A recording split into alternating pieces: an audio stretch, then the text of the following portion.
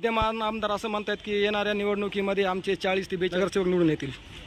विद्यमान आमदार जे आहेत हवलेच्या भरात जे आहेत बोलत आहेत की लोकांना जे आहेत त्यांचे स्टारमुळे जे आहेत ते निवडून आले नसता जे आहेत त्यांचा कामाच्या माध्यमातून बघितलं।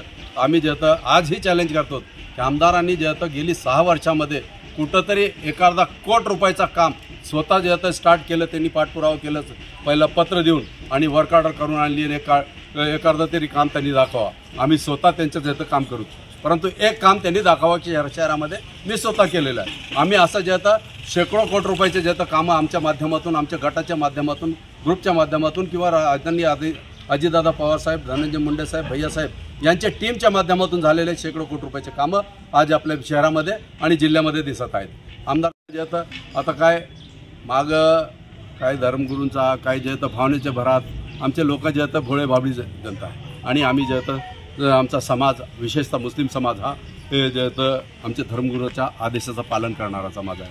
म्हणून जे धर्मगुरूंच्या आदेशाचं पालन केलं म्हणून ते यावेळेस निवडून आले नसता जे त्यांना त्यांची जागा निश्चितच दाखवली असती।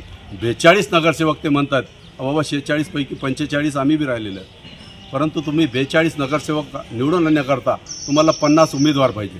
50 उमेदवारांची त्यांनी यादी जाहीर करावी आणि त्यांना बोलावं की यापैकी 42 मी निवडून आणायला लागलो। आज 50 उमेदवार तर सोडा, 5 उमेदवार त्यांनी दाखवावे, 5 उमेदवार देखील त्यांच्याकडे नाही।